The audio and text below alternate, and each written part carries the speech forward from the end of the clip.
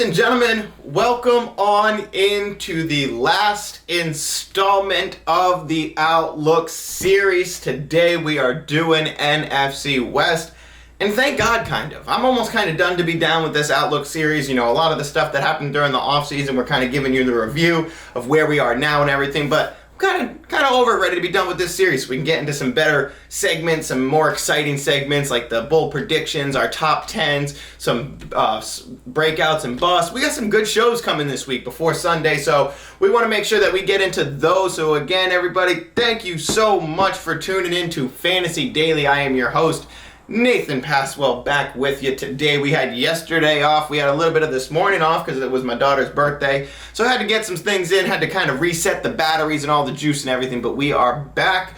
You can follow me on TikTok at Fantasy Daily Football. You can follow me on Twitter at NathanPaswell. Make sure you like and subscribe, all that happy stuff, because we got some good stuff coming your way. And like I said, we are getting into the NFC West show today, so without further ado, let us dive right into these four teams. So like I said, every episode that we've done from this, if this happens to be your first one, we like to give you the team structure of what it looks like compared to what it looked like last year. That way, in case you've been living under a rock, you haven't really been watching anything about football since, the Super Bowl, now you got something to look, kind of give you the structure. So throughout these shows, we'll be giving you the team structures and as well as our thoughts of how that team structure will look like going into this year. So first off, for our NFC West, we have got the Seattle Seahawks with quarterback Geno Smith and Drew Lock battling it out. We got running backs Rashad Penny and Ken Walker. We got wide receivers DK Metcalf, Tyler Lockett, and you got the tight end coming over with Drew Lock in the trade from the Broncos, Noah Fant. So quarterback on the Hawks, nobody's looking at any of these quarterbacks. All right, it's going to be a competition between, Geno Smith and Drew Lock. It kind of looked like Carroll was really saying, all right, Drew Lock, you got some competition. We're going to make you compete with Geno. And that's kind of where I thought it was coming from. I thought it was coming from a place where they really wanted to make sure that, Drew wasn't just assuming that he was going to be the starter. They were going to make him work for it and whatnot. So seeing that Geno Smith is still kind of, seemingly the starter, it looks like that was an actual competition that Drew Lock has actually lost. So this could be Geno's team all year. The only problem is, if you don't want Russell Wilson really when it comes to Seattle, you're not going to want Geno Smith or Drew Lock. So as far as quarterbacks for Seattle and fantasy goes, you are not touching that at all. So moving on to wide receivers, and we're going to first talk about Tyler Lockett because, man, this is such a rough, unfair, kind of conclusion to such a fantasy stud. So the biggest problem with Lockett when Wilson was there was consistency. He had the massive upside games, but he didn't really bring you the consistency that you were hoping for, that he should have returned. And like I said about quarterbacks in Seattle before, the same goes here, is that if you really can't trust Tyler Lockett with Russell Wilson, I super do not trust him with Drew Lock or Geno Smith. So there is an avenue or a reality where Geno Smith hyper targets them, but on a rush first team, very difficult for me to trust. So anyone who is confident in Metcalf with Smith or Lock, you're kind of looking at the talent will prevail approach, which I understand. But really, on a run first team, like I said, I just don't think it happens. If Metcalf finishes last year as the wide receiver 14 with Wilson, it's really hard for me to get him into the top 15, top 20 without Wilson. So he's going to really need to be touchdown dependent, really heavily on that. So as far as their ADP goes, every mock draft that I've done, I haven't had Tyler Lockett or Metcalf on any of my teams. So they're kind of going in that area where I'm not willing to take the chance, and I really do not want to touch anything in Seattle if I absolutely don't have to. If you're in a 12-man league and Lockett slips, Metcalf slips, that depends. I might grab them, but it really, for me, is one of those things where I want it to be somebody else's problem. I really don't want to touch on that at all. So moving on to tight end. Nothing for me. So Noah Fant, if him and Lock are on the field, you might see some consistency there. You might see some upside, but that tight end pool is kind of as murky as it gets. I really do not want to touch that at all. You got Will Dissly that's still there, so I really do not want to look at the Hawks tight ends at all. It's very murky for any of the quarterbacks and receivers on the Seahawks. But like we said, they are a run first team. So we have been giving these arguments all offseason and throughout the Draft or Pass series, even on the Sleeper series, about the running backs in Seattle. So let's first talk about Ken Walker, because he is still going far ahead of Rashad Penny in drafts. And I understand the appeal. I understand the mindset. Russell Wilson's out of town. It's a run-first team, so Ken Walker should come in. He should be a huge addition. The only problem is Rashad Penny is still going to be the lead back for this team. So if you haven't heard this argument yet that we've brought up a lot, Pete Carroll is extremely loyal to his players. You know, if you're looking at Ken Walker going, oh, he has the upside because he's the recent draft pick, it's deja vu from the same exact thing that we had with Rashad Penny, where Rashad Penny was the guy. We were looking at him behind Chris Carson like, hey, man, this might be one of the backs that when he gets involved, he's going to be a guy who runs away with the workload. The only problem is they never moved on from Chris Carson. They continue to play Chris Carson. They had the allegiance towards him. Pete Carroll was very, very, loyal to his players, and I do believe that it's going to be the same exact story with Rashad Penny, that Rashad Penny was the running back 1 from week 14 to 18 last year. That's including Jonathan Taylor, so he won people fantasy championships. Pete Carroll's not going to forget about that game stretch. We here at Fantasy Daily haven't forgot about that game stretch, and I do believe that Rashad Penny is going massively underdrafted for where he can return value. I do believe that there's a reality where Rashad Penny is giving you running back 1 value. Obviously, injury depending, Rashad Penny should be good to go for week 1. We got injury reports this week that he was sitting out, but he should be good to go for week 1. And I do believe that Rashad Penny is going to be one of those players that goes late in drafts but returns running back 2, running back 1 value. So he is one of my favorite sleepers, and I do believe that you're going to have to wait on Ken Walker. So the dynasty shares for Ken Walker, massive. I love it. The redraft shares, I'd much rather wait, let somebody else draft Ken Walker, and I'm going to draft Rashad Penny later on and probably have the better upside with the later draft pick. So that's how I'm running with those guys. Let us move on to 49ers. We got quarterback Jimmy G and Trey Lance. We got Deebo Samuel, Brandon Ayuk at wide receiver. The running backs, you got Elijah Mitchell, Jeff Wilson, and Trey Sermon over there. You got George Kittle at tight end. The only difference here is that running back Raheem Mostert is now in Miami. Not Elijah Mitchell, like I said on the AFC West show or East show. So let us move on to the Niners and the breakdown. I really don't think that Jimmy G plays on this team all year, but it really isn't within the realm of possibilities that they, use Trey Lance and Jimmy G the same exact way that they did. I personally believe that San Francisco's going to make a move either towards the season, towards the middle of the season, or maybe even before trade deadline. But I really don't see that they hang on to Jimmy G all year. I think they're going to want to try to get something for him, even if it is nothing. So Trey Lance, Kyle Shanahan's really excited to get him started. So let's talk about Trey Lance real quick. That's right, my man. Trey Lance is the next big thing in fantasy football for me. The next big thing since Lamar Jackson. And I am very excited about the potential of Trey Lance getting in there and being the starter. I do believe that he brings massive upside to the wide receivers, as well as giving himself massive interest in running appeal. And if he is running the ball, if he's scoring rushing touchdowns, if he's rivaling the running backs over there, which he easily could do because it's always a carousel at running back for this team, then I do believe that Trey Lance is going to be a massive asset in fantasy football. So if he's there later on in your drafts, you should be able to scoop him up, especially if you're in a 2-quarterback league. But if you really like the way that your draft goes and you're in like a 10-man league and you can throw Trey Lance on your bench later on, I definitely would. I would not draft Trey Lance as your solo starter. I would make sure that you have somebody else that you can rely on, and Trey Lance is just that accessory piece where if it doesn't work out, you can drop him and pick up a wide receiver or running back to pad you. So that being said, I love Trey Lance. Don't think Jimmy G is going to be there all year.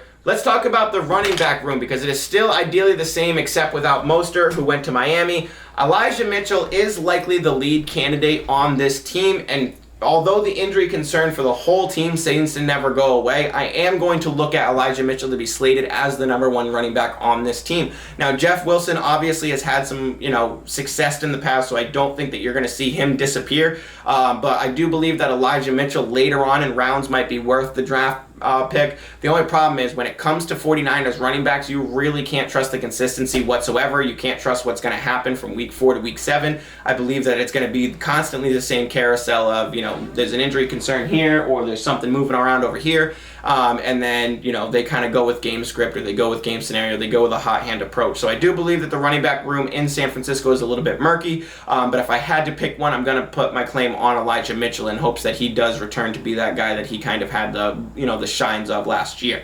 Plus, when Trey Lance gets in there, I do believe that Trey Lance takes a ton of the rushing upside, much like Lamar Jackson does for the Baltimore running backs. We talked a lot about J.K. Dobbins on that show. So that kind of applies here to the same exact idea, whereas if he's going to be rushing the ball, it's going to take some away from the running backs. Now, that doesn't always apply to a running back team. As you can see with Josh Allen on that team, it basically completely, gets rid of the running back appeal. But I do believe that Elijah Mitchell and them still will have some appeal if Trey Lance is in there, just not as much consistency. Moving on to tight end George Kittle. For where he's going, I do like the ADP. I don't think it's a value. A lot of people are saying this year that it's a value to get him there. His injury concern to me is one of the highest, right behind Christian McCaffrey, because he plays so damn hard. And if Trey Lance is the quarterback, I do believe that George Kittle gets a ton of targets and a ton of work. And when he plays like that, he's, knock on wood, he's bound to get injured because he plays like just such a big, dumb animal. Same thing with Gronk. So I love George Kittle, but I would bet a lot of money that he plays 16 games this season. So be very, very vigilant when it comes to drafting George Kittle, depending on your draft structure. Make sure that you got, running backs and wide receivers you're really, really confident in before you draft somebody like George Kittle. Alrighty, let's talk about the wideouts, because this is probably the most controversial point that we've been kind of talking about back in fourth all season. A lot of people talking about this, and we've been split on this show, and a lot of people have been split on this. So let's talk about Mr. Deebo Samuel. Little drama in the offseason, but he is back to play.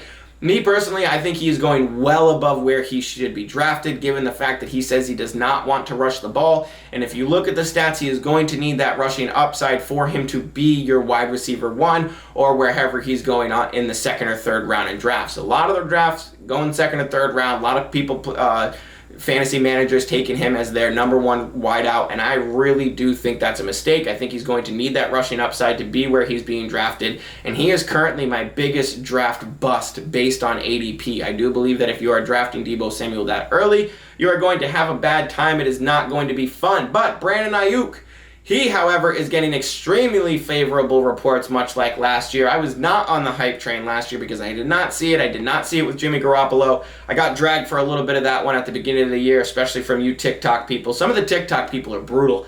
But they dragged me for Brandon Ayuk, and I stuck strong. I was like, I do not see him as a breakout as much as a lot of those outlets on TikTok were saying. And sure enough, he broke your heart. So Brandon Ayuk, I wasn't on the hype train last year, but I slightly am this year. It all depends on where Trey Lance is. Now, if Trey Lance is the starter, which I do think is very likely, I do believe that Ayuk, for where he is going in drafts, is going to be a massive upside. So when we talk about breakout years, spoiler alert, I do not have Brandon Ayuk on my breakout show. The only thing is that because of Trey Lance, now if Trey Lance was the starter week 1 guaranteed, Brandon Ayuk would be on my breakout series show. But I don't think that's the case, so I think you're going to have to wait for Trey Lance to be the starter for that Brandon Ayuk breakout to begin. But we have been hearing a lot of good things about Brandon Ayuk in camp. We have been waiting for it, and I do believe that this could be the year as long as Trey Lance gets involved. So San Francisco, there's your wrap up there. We are going to be moving on to the Cardinals. We're steamrolling today. Maybe I'll even get you out of here before a half an hour.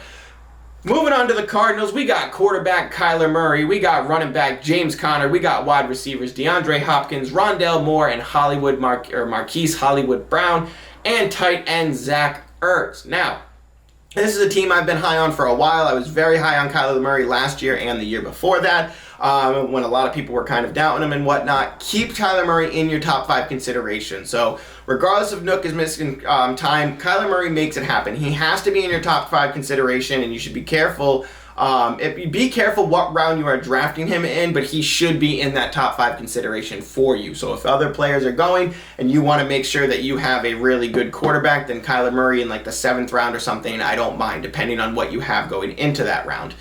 Let's move on to James Conner here, because yes, please, I am very, very excited for James Conner this year. He is currently going in some 3rd rounds, 4th rounds, and he is the most solid running back 2 with running back 1 upside in the draft, in my opinion. He can easily rival Austin Eckler this year. He can easily lead that team in touchdowns. He can easily have a ton of workloads. He can easily have a ton of pass catching. He's going to be out there a ton, so you can run with Conner as your running back 1. He should have all the totals in volume, so for where he's going in drafts, I'm absolutely stoked to have James Conner where he is, and I do believe that he's going to return that running back 2 with high running back 1 upside, and I would not be surprised if he's in the top 10 running backs at the end of the season.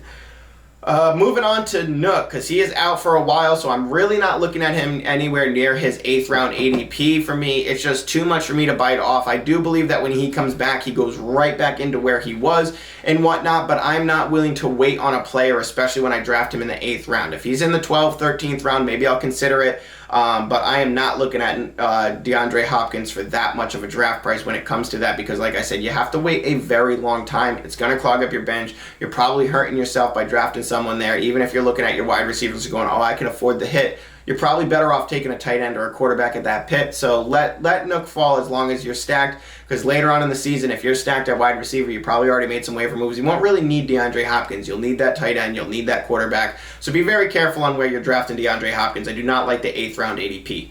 Now moving on to Rondale Moore, because he is certainly interesting to me. Now with the addition of Hollywood, I'm excited for Hollywood's potential, but Rondale Moore has the chance to start the season as the number 1 for the team across from Hollywood, and I do believe that him going in the 13th round, he could return insane value. So Hollywood I like, but with all things considered of his ADP in the 5th round, it's just way too much for me when Rondale Moore could easily be the player that you're drafting Marquise Brown to be in the 5th round. So as far as ADP is concerned, when it comes to adjusted rankings, if you're really all in on Marquise Brown and you are certain that it's going to be him and Kyler, then go ahead and draft him in the 5th. But a 5th to a 13th, that's a much bigger difference. That's what, 100, that's 100 and yeah, it's almost 100 picks exactly away from where you're getting, Hollywood Brown for something that I could believe even be the same or even better. So I'm very excited for Rondale Moore, especially where he is. I'd rather take the bet on the talent and connection that he already has with Kyler Murray. So really excited for Rondale Moore. He had some explosive plays last year, and I do believe that can continue.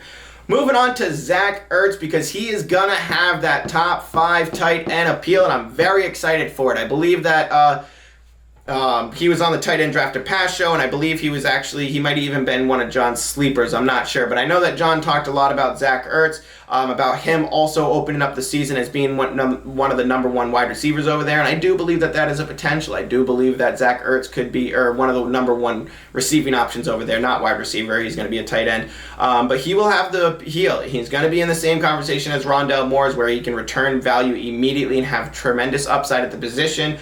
They paid Ertz to be the guy, so for him to go from Philly, where it seemed like the team had just completely collapsed, and now he can go into Arizona, where the team looks like they're on a rise, and they want him to be that guy. It's kind of a revitalization for Zach Ertz, so I'm really excited for Zach Ertz and his potential. I do believe he can return that value as that guy, and I'm excited to see him do it. So for where he's going in his ADP later on in drafts, I believe he's currently going in like the 8th or 9th round. That's amazing. You can't really beat that for somebody who could return that instant value. So moving on to the Los Angeles Rams. I almost said the Denver Broncos, and I have no clue why. Moving on to the Los Angeles Rams, we got quarterback Matt Stafford, we got running back Cam Akers, we got wide receivers Cooper Kupp, Allen Robinson, Van Jefferson, and we got tight end Tyler Higbee. So let us talk about the returning Super Bowl champions, Matt Stafford at quarterback. He is in a great spot for his ADP. He's going to be super consistent. He's going to have wildly great upside. We'll talk about the running game in a little bit, but I am over the moon about Matt Stafford and his ADP. I think that you should be drafting him in there, especially if your team's stacked and you're looking at a quarterback in like the 11th, 12th round. Matt Stafford's a great pick for the 11th, 12th round. We got Mr. Cooper Kupp. Keep on drafting him as a top 4 wide receiver. Not much to talk about there. Just keep looking at him as a stud. He's going to keep getting it done. Now we got Allen Robinson coming over here, and if he isn't on your sleeper radar, he definitely should be, because this is finally the chance for Allen Robinson to be on a good team and really make his claim, really make some pay dirt on the Rams, and really be a huge part of this team for them to try to go back to back, because their defense is still elite. And I think that Allen Robinson adds an element to this team that they did not have last year. You can say Odell Beckham, whatever it may be. Van Jefferson had some spots. I still love him, but with the addition of A-Rob, it's going to be tough for Van Jefferson to really get that appeal. But Allen Robinson, I do not believe that he is getting enough credit where he's going. I really like the ADP that he is at, because I do believe that he can return that value very well. I do believe that he could be Adam Thielen, who finishes on above Cooper Kupp some weeks, because Allen Robinson is still one of the best route runners and pass catchers in the NFL, so I'm very excited for Allen Robinson to go there, and I believe that if you are stacked at wide receiver and running back and you don't really care to draft a quarterback or tight end, he is one of my favorite players to draft as a flex spot later on. Moving on to Tyler Higbee. over there, it's tough for me because a lot of people are saying, well, if it's a good offense, Tyler Higbee's pretty good. He's got Matty Staff. Shouldn't that kind of correlate? I just don't see it because you have to wait and see if it happens. So this is one of the most, I'll believe it when I see it players. As much as I believe that the tight end here should have massive upside and massive value, we haven't really seen that consistency. We didn't even really see it with Matt Stafford in Detroit outside of Eric Ebron. But besides that, the consistency wasn't there. So for me personally, this is kind of a wait and see thing. I'll keep an eye on it. If you like Tyler Higbee, don't draft him. Just wait. Let him fall to your waivers. Unless you're in a 12-man and you want to scoop him up later on, you can. But I'd let him fall to waivers, let him kind of hang out there, and then kind of keep an eye on him from week to week. And if he starts to have, 6 targets a game, then you slide him onto your bench and see what happens later on in the year. So for running back for these Los Angeles Rams, I am one to never really grab a Rams running back. I believe that after Todd Gurley, Sean McVay learned his lesson. It was like, I do not want to touch any running back that is going to be a 3-down running back, because if we lose him, we lose a major vital part of our game. So I believe that Sean McVay does lead with the idea that he wants to have multiple backs with multiple different appeals, different kind of styles that they use depending on situations that they're in. So I'm really never one to grab them. He likes to have the diversity. He doesn't like to have just the 3-down back. But Cam Akers is kind of like the last man standing right now. They got Darrell Henderson, who's still beat up. They have the new addition, or they still have Jake Funk, but neither one of them is really materializing, or Funk's not really materializing into being that guy. Darrell Henderson is still injured, so it looks like Cam Akers has the chance to open up the season as the lone back. And if he does, they're going to have no choice but to give him 3-down work. I do believe that Cam Akers can handle that work. My only concern with Cam Akers is that he's not going to have the consistency later on in the year. You're going to see the Darrell Henderson come in. You're going to see him move around. So for where Cam Akers is going, buyer beware. I do like the fact that he is the default isolated number 1 right now, but I do believe it's going to change. So if you can get him in later rounds, go on ahead. But I've seen him go in like some 6th, 7th rounds, and I really don't trust that, because that means you're drafting him to be your running back 2, maybe even a running back 1 if you are silly and you go running back 0. But for me personally, I'm looking at Cam Akers as a flex spot, somebody that I could have at the beginning of the year, maybe even trade once Darrell Henderson comes back for something else.